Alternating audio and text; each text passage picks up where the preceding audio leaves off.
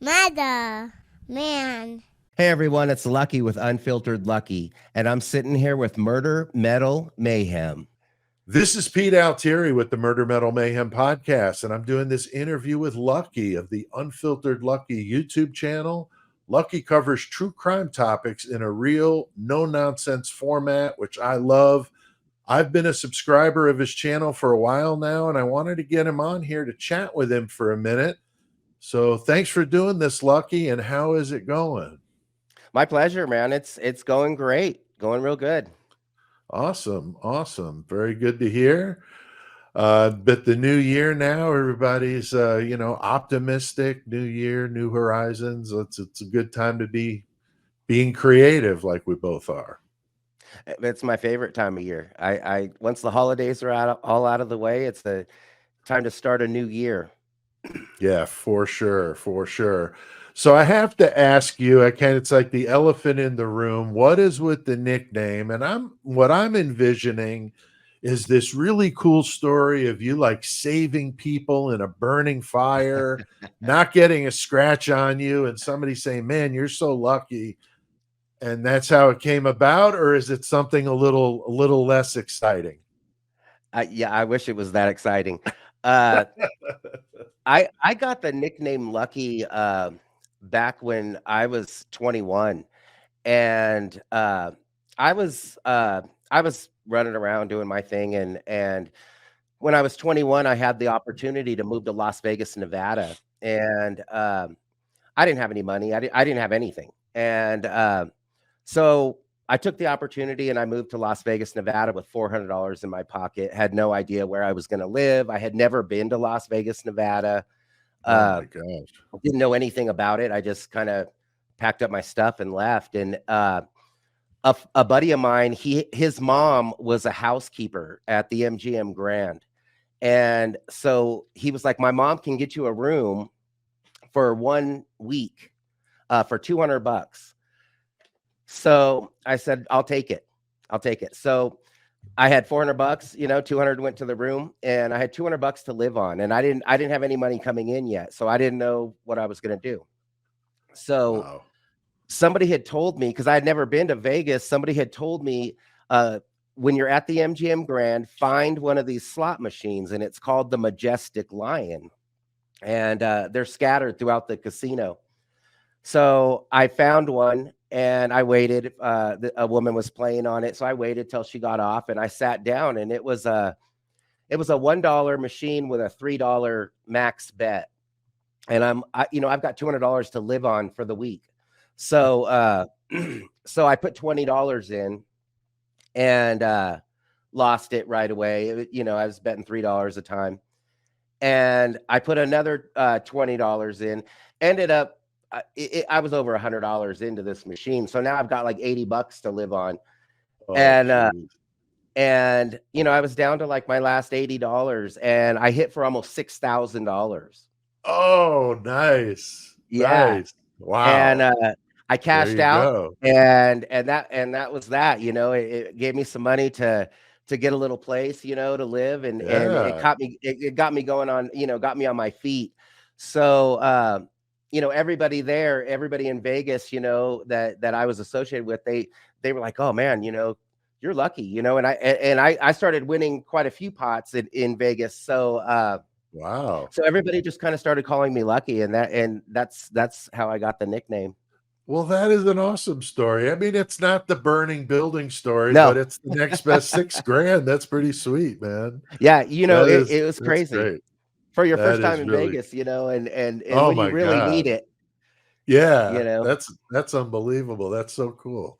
Yeah. Now, I really love your channel, as I mentioned, Unfiltered Lucky, here on YouTube. And when did you start putting out content, and what was your reason or motivation behind doing that? So I started my channel less than 4 months ago. So I started my channel in mid-September, and I had been talking about a channel for a long time, a real long time, and I wanted to talk about true crime, and specifically, I wanted to talk about the Idaho 4 case. That was what motivated me to start this channel. And I think that, you know, what it was is I feel like, you know, sometimes you're sitting at home and you're watching the news or you're watching stuff, and I feel like, you know, sometimes you wish you could have a voice and you wish Right. that you could say something, you know, and that somebody would hear it. And I was watching this, you know, this Idaho 4 case, and I had been following this case since the very beginning. And what I was seeing coming out just wasn't adding up in my head. And you know, I'm one of those types of people, you know, if I see something that doesn't make sense, I have questions. I want to know, you know, why doesn't it Right. make sense? You know, if Right. I'm looking at a duck and you're telling me it's a chicken, I want to know, you know, I want to know why. Why are you telling me this is a chicken? And so that's why I started my channel.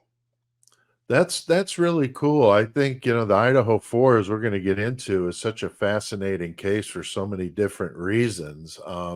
But that's really interesting about your motivation there, because I think a lot of us that do this want to have a voice, you know, want to voice their opinions, you know. And I get Right. commenters that say, well, you know, you're just speculating, you're doing this. I'm like, exactly. That's what I told you I was going to do. And That's that's what we're what you're doing. here.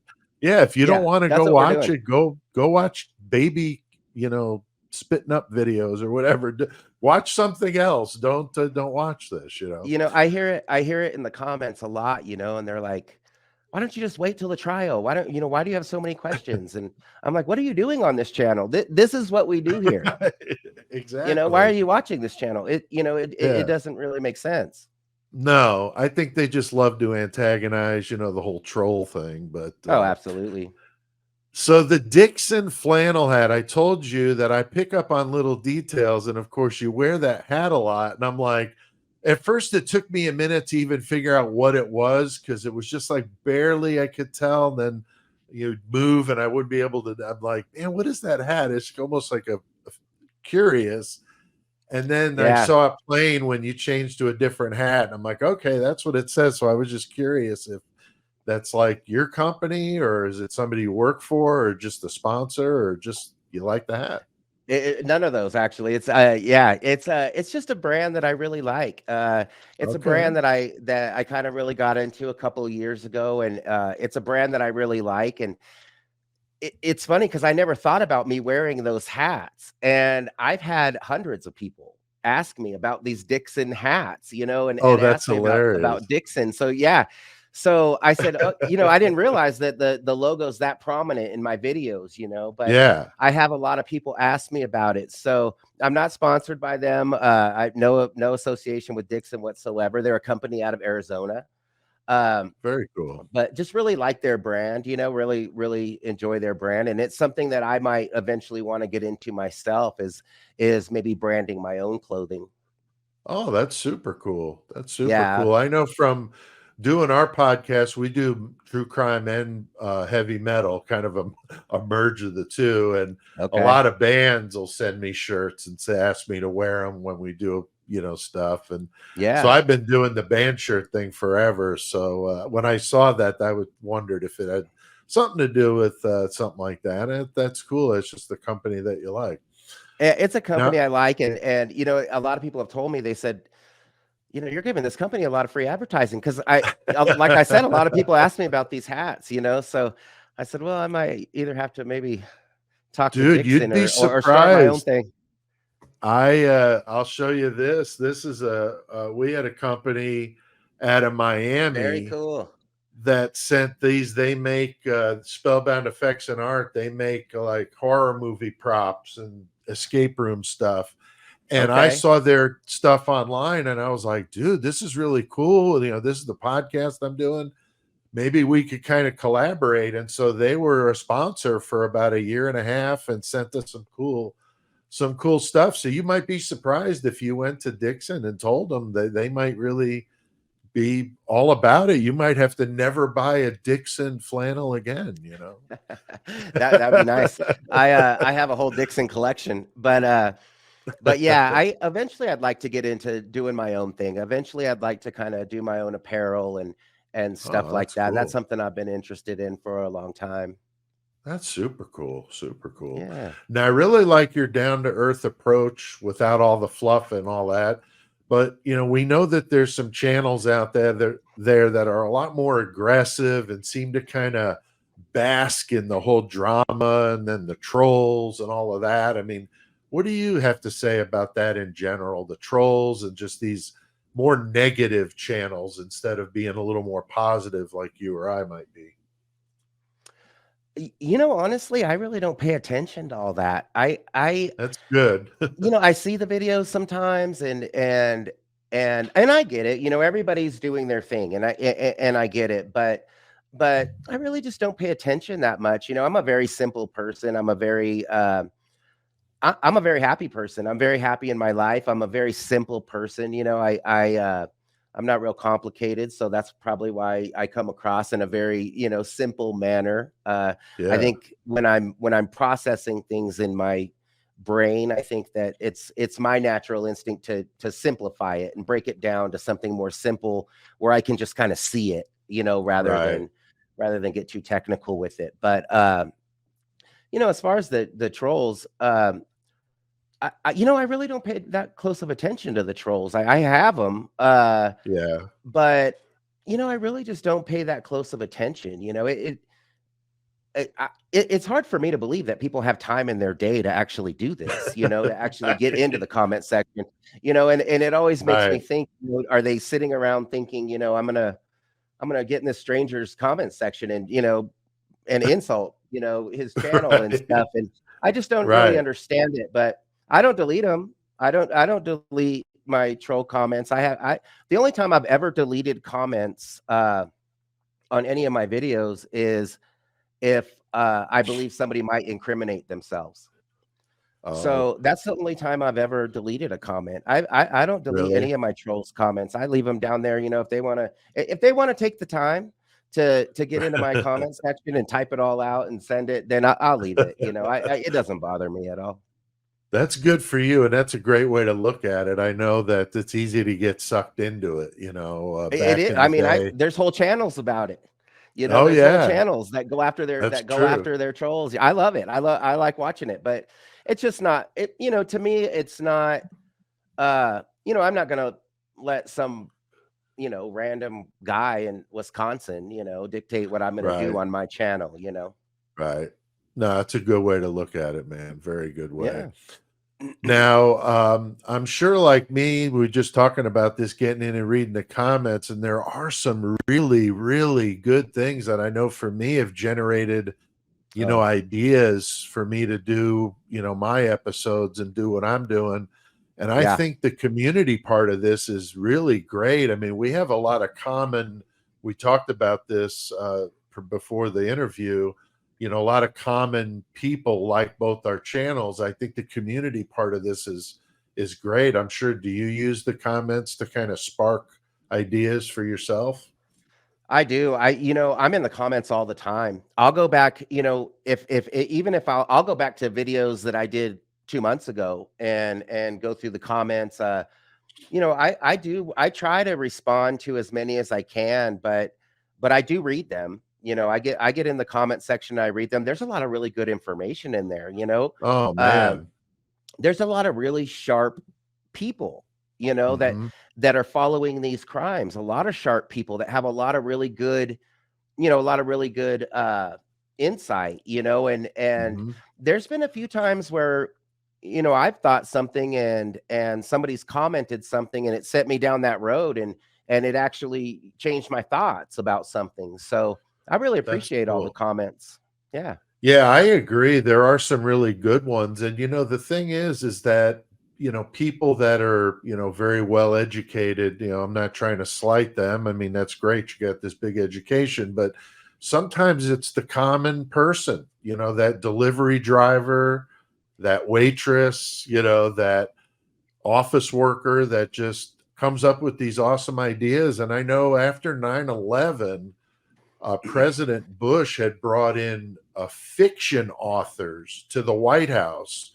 Brad Thor, Vince Flynn, these guys that are writing like spy thriller type novels, Right. because he wanted people of that mind to brainstorm ideas of possible scenarios. Like, what are some realistic possible scenarios that might go down given this new reality, right? And to Right. me, that's how I look at it, because I'm a fiction author and I come to this Idaho 4 case, for example, with the mindset of, okay, if I was writing a book and I know this fact, and I'm wondering about these 17 things because it's Idaho 4, Right. and I have to come up with what, in my opinion, would be a plausible way this could have happened. So the comments are great for that back and forth. And like you, I do read most all of them. I respond to as many as I can, but as you know, it gets crazy. It does. And well, and then they start, then they start commenting to each other. So, you end Right. up, there's a lot in there, man. There's a lot of information in that comment section. Yeah, there's some really good stuff. So I think what I was trying to say is, all of us from all the walks of life that come to these communities bring something, bring their own experiences, and those are worth something. And I think reading them is Absolutely. smart because there's so much good stuff there. And I just think that's a cool part of this that I wasn't expecting. Yeah, I always say there's kind of two sides when you're talking about true crime. It seems there's always two sides, because you have your law enforcement side and then you have the side that is on the side more of the criminal, and Right. it's two totally different outlooks. It's two totally different looks. If you're looking from the law enforcement side, you're not seeing what the criminal side is seeing. And so it's two totally different, aspects. And it's interesting. It's interesting to listen to people who may have had, like you said, experiences that, they might not be college educated, they might not work for law enforcement, but they know about this stuff. And that's that's the thing about true crime, is that you're getting a different perspective from, a lot of different people. Yeah, I think that's very true. And I agree with that for sure. Now, what was it about Idaho 4 that kind of sucked you in? Because I know it's got me by the throat. I'm definitely very fascinated by it. Right. Well, the Idaho 4, when I first heard about the Idaho 4, it really surprised me that it really surprised me that it was, all done with a sharp edged blade. Right. That I didn't really understand, because I didn't really understand how you could contain a house with one sharp edged blade, and so that's what originally piqued my interest. But it was that very first press conference, and that's when I got hooked. As soon as he said that there was 2 surviving roommates, I Right. clicked, and that's when that's when I was like, I got to know about this, that I gotta follow this. Yeah, I've already Yeah. done like 2 or 3 videos on them, and there's still questions I have. It's just I don't know how you can't have that question. I mean, I know I've watched your videos on it. It makes 0 sense that anybody would have waited that amount of time Yeah. unless there was some other thing going on, whether it be involvement, whether it be you knew and didn't say anything. I mean, Yeah. I don't know what logical reason you would have. And to me, I've been mentioning this in some of my videos. I even wonder if either of them were even there. That's what I was just about to say. My question is Yeah. were they at home? Yeah. Were they even home? Because Yeah, we don't even know. no, the only information we know really that happened that It's evening from is them. from them. Yeah. So, Right. that's the thing. And Yeah. people, I mean, they could have said whatever they wanted. So, Right. law enforcement's having to go off of what they're saying. Right. But, And I think they also fed them, that's what I think, because I think the yeah. time Oh, yeah. frame is off. I think it happened sometime 2 or 3, not 4 to I agree. 4:25. That's just absurd. So I I think they think it plugged that happened in. before. Yeah, I think they plugged that time frame in because they needed it to match up to the video, Right.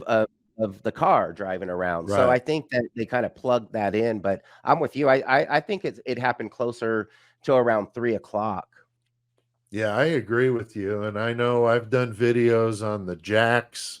I've done videos on the driver, private driver. That's a big one I've been noticing. I've done 2 videos on Eric Gower. I mean, that's a huge issue with that guy's the last one to see 2 of the victims alive. I mean, I don't understand how these people were cleared with like simple phone calls like, gee, sorry to bug you. Sorry to bug you, but I have a few questions. All right, have a nice day. And that's the end of it. I mean, seriously, it's absurd. Yeah. The driver, the driver was somebody who I was really interested in at first. But I don't know, because if he dropped them off at 156, I don't, what would he have done for another hour, until the crimes began? Or, I don't, but if he was driving people around, he might have been out and about. I know he had that Taco Bell receipt that he provided. That's true. He, I feel like I feel like that, the driver, that's kind of a strange situation anyway. I mean, I guess he's giving college kids rides home for free. Is he giving all the college kids rides home for free, or just the college girls?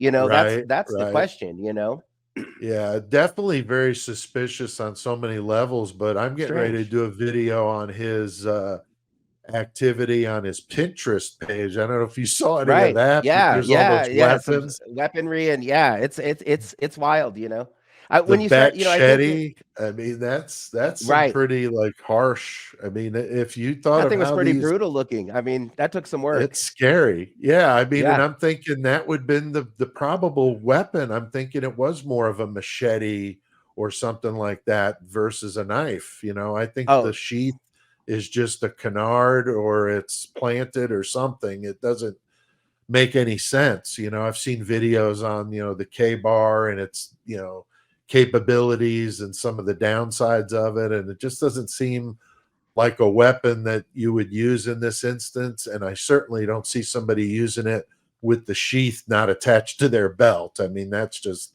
ridiculous. It's a utility knife, and the K-bar, it has a full tang, so it's one solid piece of metal, including the blade and the handle, and it's a very useful, weapon. But when you listen to how the injuries are described, and you listen to Steve Gonsalves talk about the weapon, I mean, this sounds like a weapon of brutality. This doesn't sound like a K-bar. This sounds like something, closer to the machete.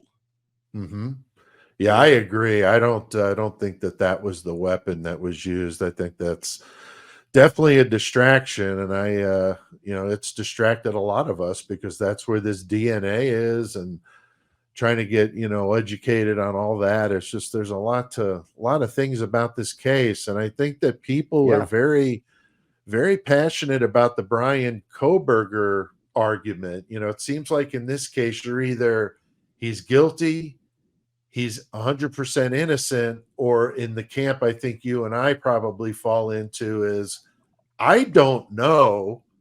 I think he certainly has maybe some suspicion, and I don't think there's anything wrong with having him in the conversation, but I'm not on the side of he's 100% guilty or innocent. I think I just don't have any idea.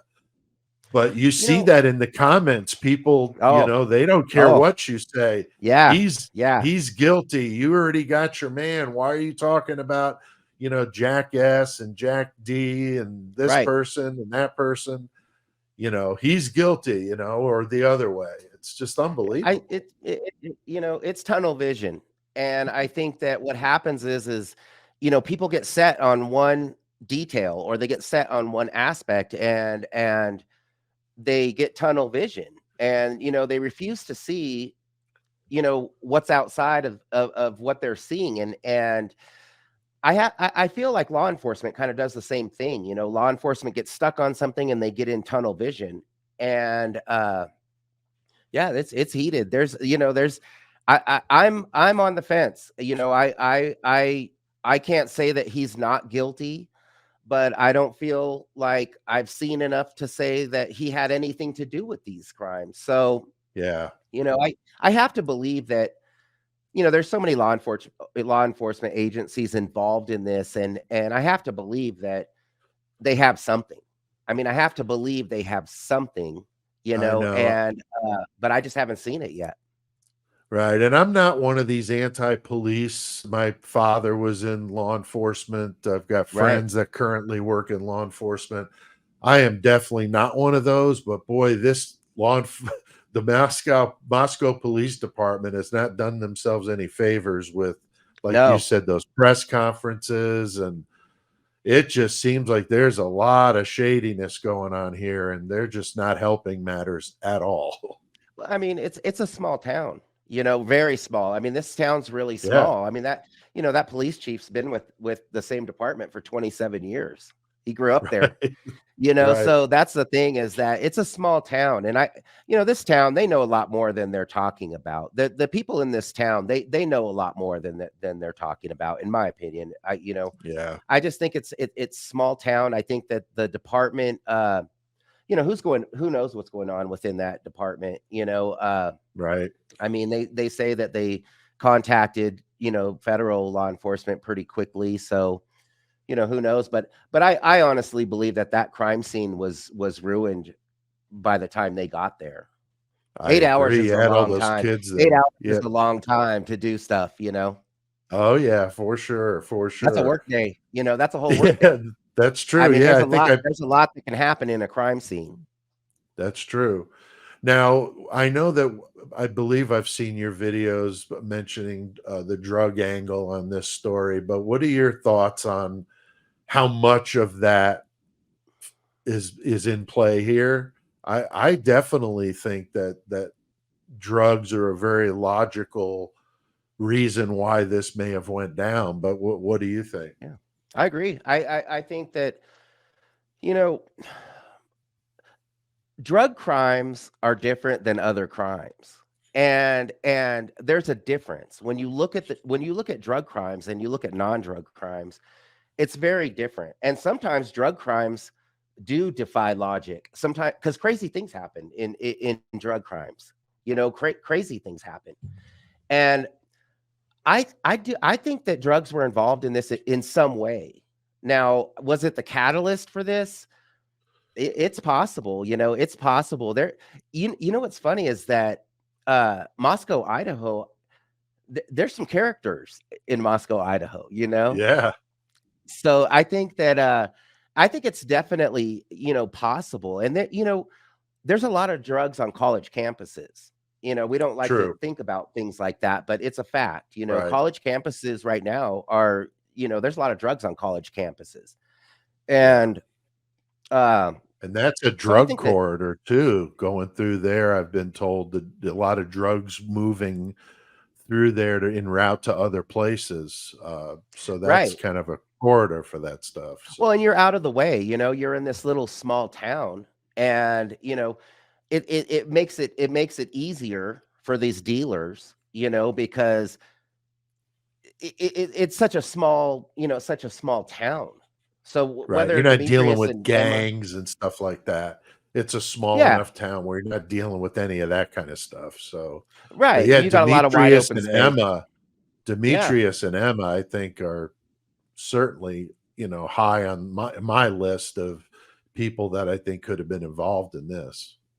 I have to agree. I think that Demetrius he has a pretty violent record as it Yeah. is.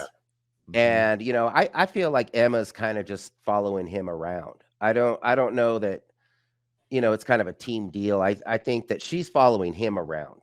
And she's obviously younger than him. But I Right. think she's following him around, and I mean, they're a team now, but I think they definitely could have something to do with this. I mean, the whole thing about Emma never have been to that house, and Yeah, stuff that's like that. bullshit. I don't believe that. Yeah, I don't believe that.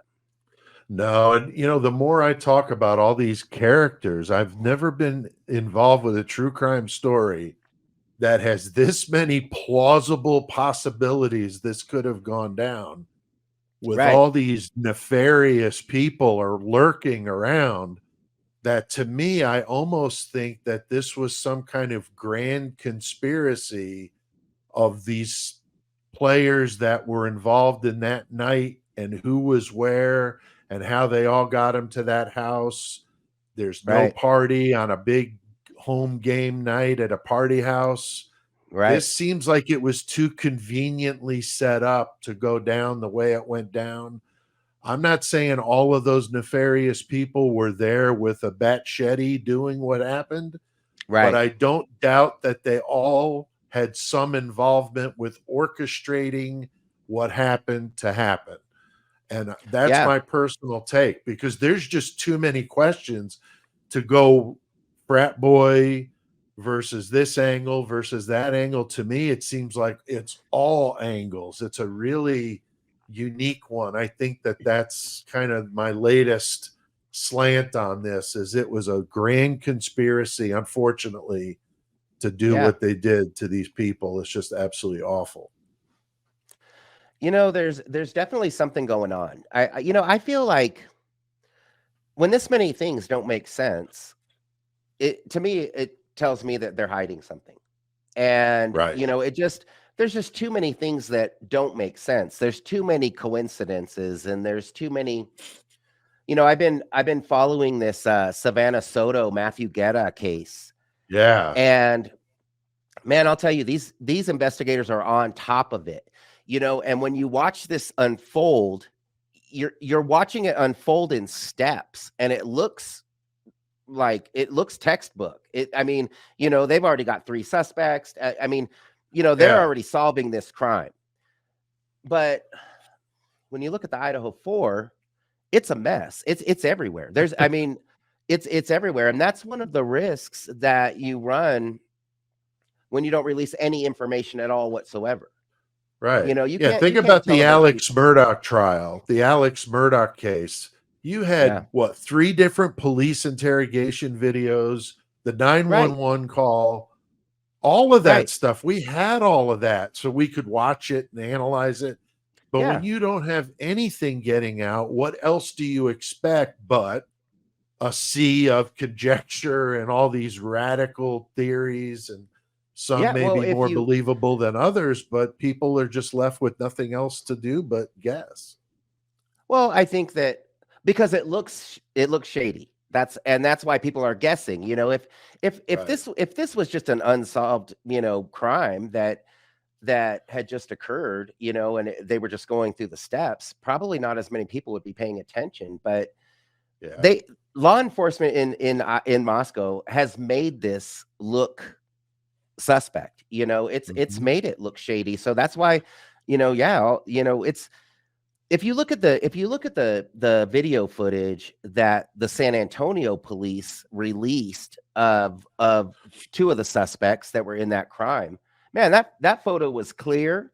You could see what the man looked like. That was a good photo. And they didn't use a stock photo of a person. Right. That was a good photo. And I think that photo helped people, kind of relate to that. And they caught those 2 quick. And I don't feel like it compromised their case at all. No, that's kind of what I've been saying about the Idaho 4 case is, it wouldn't hurt to put out one clear image of Brian Kohberger driving this car around. Right. I don't feel like that would why not show it? The case. If you've got it, why not show it? Supposedly they have all kinds of footage, but they don't have a license plate. Right. Well, they don't have a license plate. Another thing that was strange is, they had Brian Kohberger's car on their radar at the end of November, but they didn't put that be on the lookout out until the first week of December. So they already had their eye on Brian Kohberger at the end of November, but they were still asking the public for help to locate this white Hyundai in the first week of December, which doesn't make sense to me. No, and everything I've been reading about Eric Gower, he is the one that provided the name and the description of the vehicle to the police, and he provided a whole list of cars to the police, which is incredibly suspicious. And he lived very close to Brian and knew of him. So, that's, I think, the source of how they found out it was him. And then, of course, they had the prior traffic stops, so they knew what vehicle it was.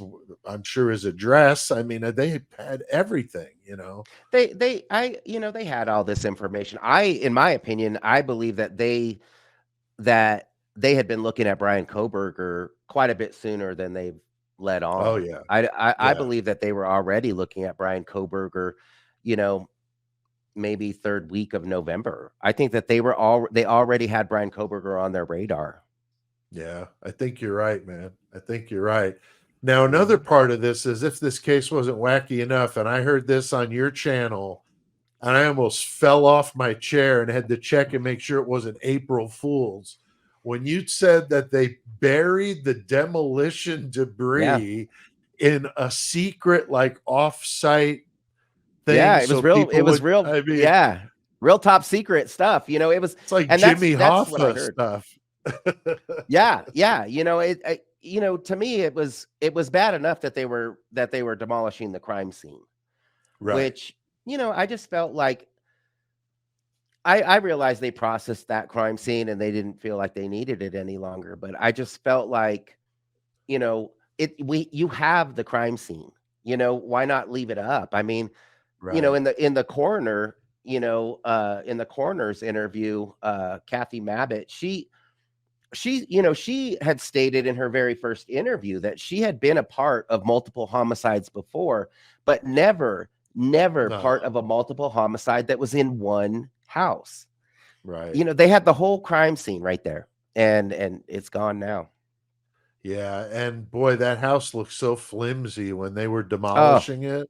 oh Because yeah. I was thinking to myself, like, because I've seen it done, I've been involved. I was a building inspector for 30 years.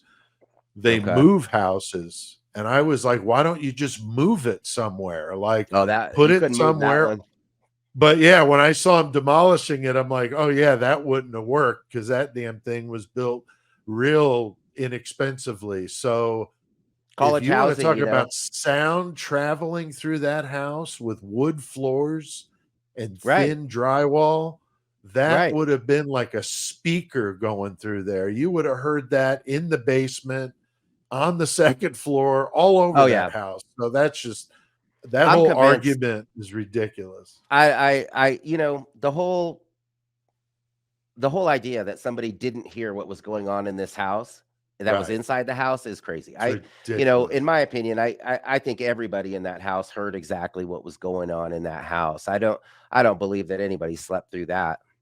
No, how could you not have heard that? That just had to be the most terrific thing. That's why I don't think they were even there. I know I Right, put this out in a video. There was that film class that was right. doing a video Yeah, behind that house, and they claim that at 2 a.m., a female ran out right, that sliding back door. right. So at 2 That's a.m., wild. Yeah, and to me, that's like, okay, the door's open, they're here, I'm out of here. right. Whoever did it came in and did what they did. And I think one of them ran out the back door. And if Bethany was there, she ran out the front door, and you just couldn't see it on their video from Yeah. that back angle. That's my guess. That I think Bethany, that's probably what happened. Bethany, in my opinion, she's one of the more interesting ones because Yeah, I something's going on with Bethany. I'm not really sure, but they basically left her out of the PCA. They didn't talk right. about her statement at all. And if you remember in the very, very beginning, they made it sound like both roommates were asleep downstairs and never, and woke up to this crime scene. Right. So in the very, very beginning, I never really believed that Bethany, they had said that Bethany never even walked upstairs, that she just exited through the front door and never saw the crime scene. Right. And I just don't believe that. Yeah, I don't either. I don't either. Now I know we both talked about on our channels. I've heard you mention it. I know I've been mentioning it. The Delphi, Indiana case, which is of course fascinating, involving the two Yeah, girls that were murdered in February 2017. And this right. one's got, I mean, if there's a second contender in the most screwed up case ever, it's this one. Yeah. because And this now a lot is of time has just as passed. bad. Yeah, Right? and now That's time has true. passed, so that's not on their side either, you know? No, but I mean, you got another case with a person that's in custody that a lot of people don't think did this. Yeah. It's so similar. You got the whole police drama and corruption, but in that case, you got police officers dying, Right. strange circumstances around their deaths. I mean, it's off the charts crazy. So are you gonna dig into that one? Is that on your plate? I am gonna dig into it, and I am gonna talk about Delphi because there is so many twists and turns in the Delphi case, you know, just the whole way that the case even began, you know. Mhm. But I do want to talk about the Delphi. I feel as though when I do begin talking about Delphi, I'm gonna want to dive into that and just consistently talk about that for a little while, because that's one of those cases that's hard to jump back and forth from, because I would agree. there's so many details, you know, so it's hard to kind Mhm. of jump back and forth. It kind of, you know, you kind of need to just focus on it. Yeah, I know Bob Motta from the Defense Diaries podcast. He's been like at the forefront of Delphi. He's an attorney. Him and his wife do Okay. that do that channel, and he's done a ton of stuff on this. Really, really fascinating. So, anybody that's watching that kind of wants to jump back into Delphi, if it's been a while for you, go check out the Defense Diaries. Really, really good channel, and doing some good work with that. More from the legal angle, obviously, with them Right. being attorneys. But another case that I learned about from you, Lucky, is that Rebecca Zahau case from 2011 in California. I know Yeah. that one really interested you, and I watched your video, and I'm like, I'm going to give it a chance, and you sold me on it. Really fascinating. But can you give our viewers just a thumbnail sketch of kind of what that case is all about? Yeah. So I was real fascinated with the Rebecca Zahau case because I had spent, you know, some time in Coronado, California, Oh, okay. and you know, it was real big out there. And it was kind of another case at where, you know, law enforcement felt like they knew exactly what happened, and they just kind of closed the case. And basically what happened is Rebecca Zahau, she met, so Rebecca Zahau, basically the way that her life was taken, she was living with a family called the Shacknies, and and she was watching Max Shacknai, which, you know, he was a little boy, and they were in this big mansion in Coronado, California, the Spreckles mansion. And Rebecca was downstairs, and her sister Xena was also downstairs in another bathroom. And Rebecca hears this crash, so she runs out of the bathroom and she finds little Max Shacknai laying under the staircase, and he's laying on his stomach he's laying on his stomach under the staircase, and there's a chandelier laying next to him. So the chandelier has come down from the ceiling, and you know, Rebecca didn't know what was going on. She thought he fell from the second floor banister, which he did, but that's where it starts getting kind of Yeah. interesting, is how he went over that banister. So Mac Shacknai, you know, Rebecca's sister, called EMTs. They came, and first responders took him to the hospital. He actually lived through the fall. But they believe that he had a stroke Wow. during the fall. So there was a lot going on with this fall. But basically, you know, he was in real bad shape in the hospital, and a lot of the family, you know, the Shacknai family was all coming into town, and Rebecca Shacknai, one night, um, she while Max was still in the hospital, um, uh, the brother Jack Shacknai, is it Jack Shacknai? I believe it's Jack Shacknai, the brother. is staying. He's from out of town. He's like a tugboat captain in another state, and he's staying at the mansion, and Rebecca's staying at the mansion. So it's only those two.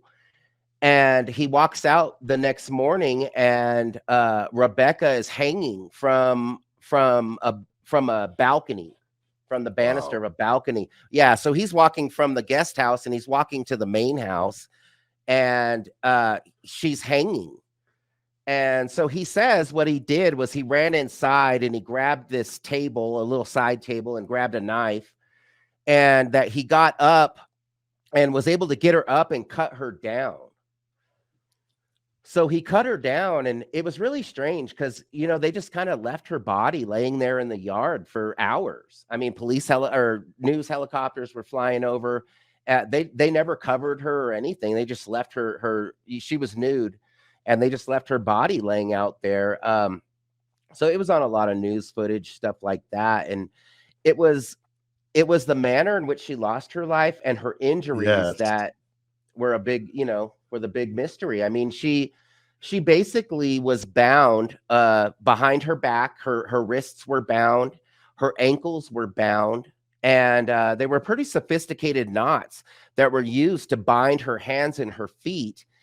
And so she would have had to basically hop over to the balcony from where the other side of the rope was tied to a bed frame.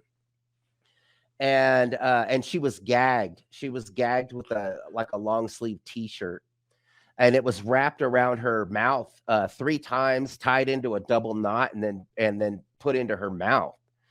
Wow. So it would be really strange, for somebody to take their own life and like that, just for her to be nude, because it's very uncommon. It's very uncommon for a woman to take her own life nude. It's just not something that happens very often. But she, so it was very strange. She would have basically had to throw herself over the banister on the balcony and tied up like that. Yeah, tied up like that, and she also had some other injuries as well. She had an injury to her head. She had a head injury, and they believe that she went over the banister and hit her head, and that's what they're saying that head injury was from. But it just doesn't seem possible. Way it doesn't seem possible for her to do this herself. Right. There was also a very a strange message. There was, they found black paint. They found she had painted a message on the back of the bedroom door. And if I remember correctly, it said, she saved him. Can you save her? Or can he save her? And that's what it was painted on the back of the door. That's weird. But, the strange thing was, they never found anybody else's DNA anywhere in that bedroom or anywhere. They didn't find anybody else's DNA on the rope or on anything that, that was tied to her body, which is really strange because, which is because Jack and I cut her down. Right. So it seems like his DNA would have at least been on the rope. Right. But there was none. There was none. So it seems as though it was cleaned up. It's a crazy that case, sounds like The family if you guys are interested in this, I'll link to Lucky's episode in the description below. So if you want to watch his video on it, I'm glad that you're able to give us a little condensed version of it, but I really liked your video. It was very well done, I thought. Thank you. It's just very strange. I'm actually getting ready to dive back into that and cool. And talk more about her injuries and just kind of the strange happenings around her death. Yeah, definitely. Very cool. Yeah, definitely want to check that out. What about any other true crime cases that are kind of on your radar? I know you mentioned Soto. I think that's a good one, a fascinating one. And any others that you've been watching or interested in? Not really. I definitely want to get into eventually. I do want to begin talking about true crime cases on my channel that have been solved. Cases of the past. That's something I definitely want to do. I'm definitely following the Savannah Soto Matthew Guetta case right now.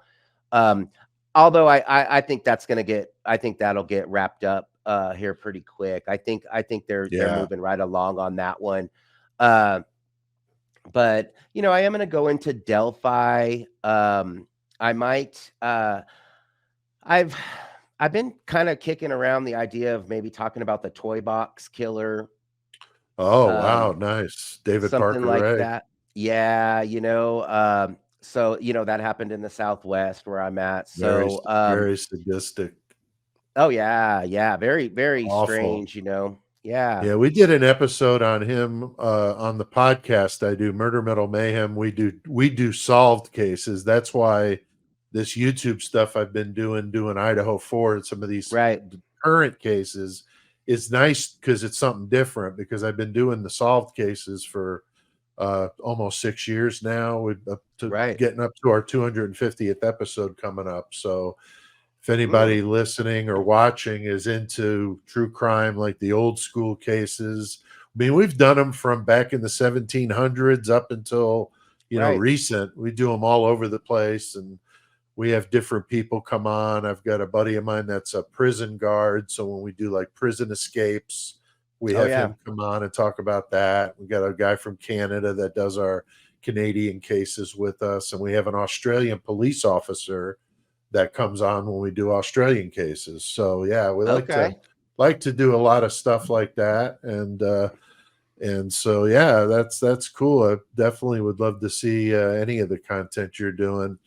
Yeah. Now, a question is, what do you do in your free time? And I wondered if it involved picking four-leaf clovers or eating Lucky Charms. I don't know if either of those.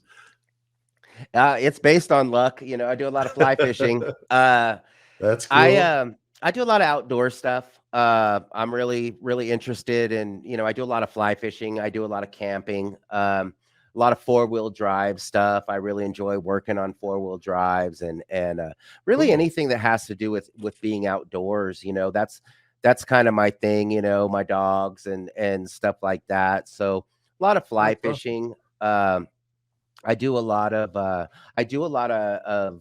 firearms training, Oh, so cool.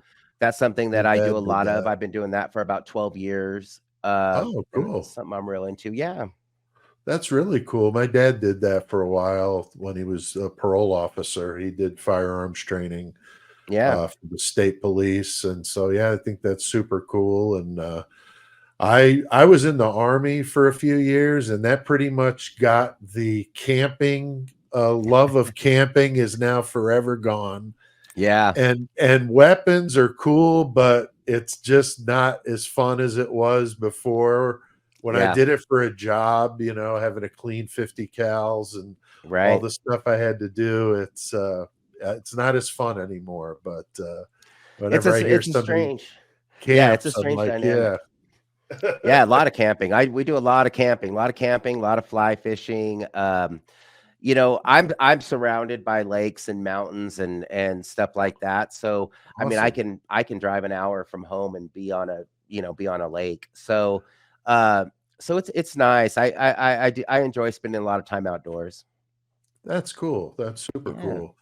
Now, I'd like to do more interviews with creators like this. I think this was a lot of fun, and I've reached out to others. I hope they maybe watch this and decide to respond to my email, because I'd love to have some different creators on.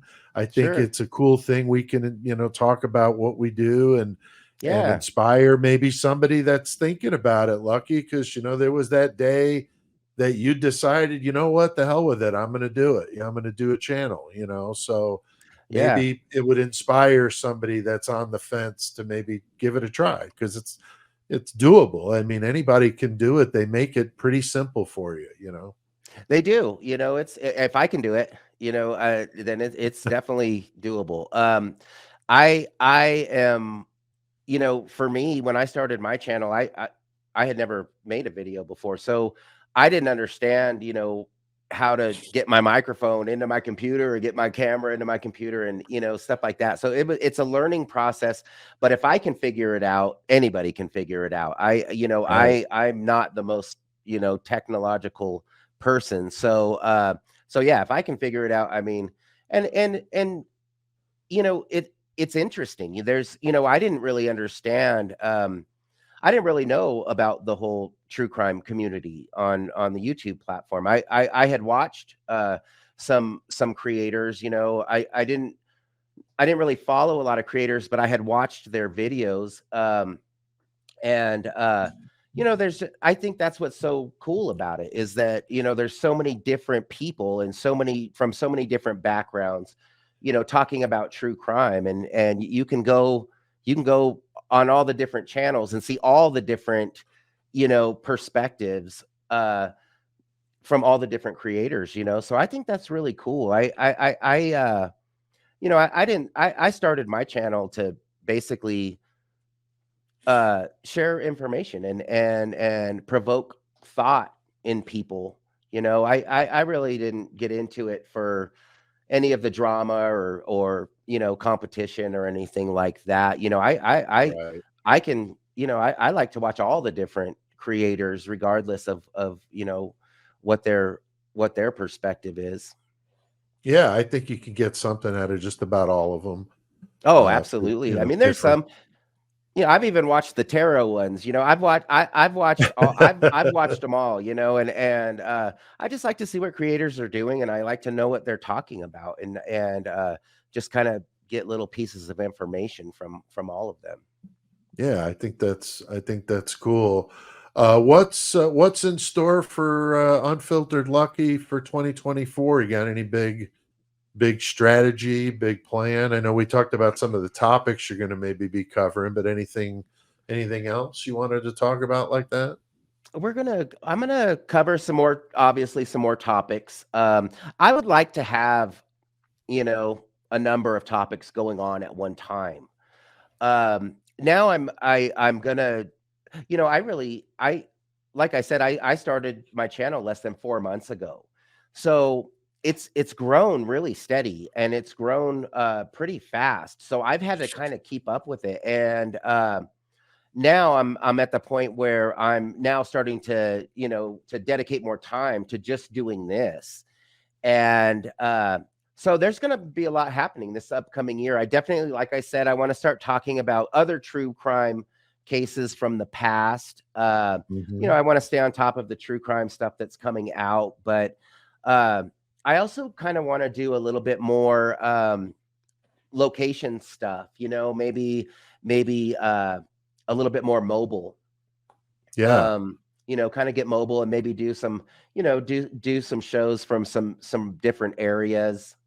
I'm definitely interested in the apparel, idea. That's something that I'm really interested in. So I think that will definitely happen this year. You'll start seeing some apparel come out and stuff like that. So, really, Super it's cool. just, keep doing what we're doing. And, I never, when I started my channel, I really thought that I was going to have this little community that was talking about crime and talking about the Idaho 4. And, we could, maybe 15 or 20 of us could get together and talk and stuff. And, it's grown way past that. So, Yeah, you're at like 7,500 or so subscribers. That's yeah, awesome. We just passed 2,500, so that's awesome. we're growing pretty quick. It started at 174 when I started this new push with the shorter videos about 6 weeks ago. So it's like, I understand what you mean, because I wasn't expecting this. I was getting ready to start another book, and it's like, well, that's on the burner for now, because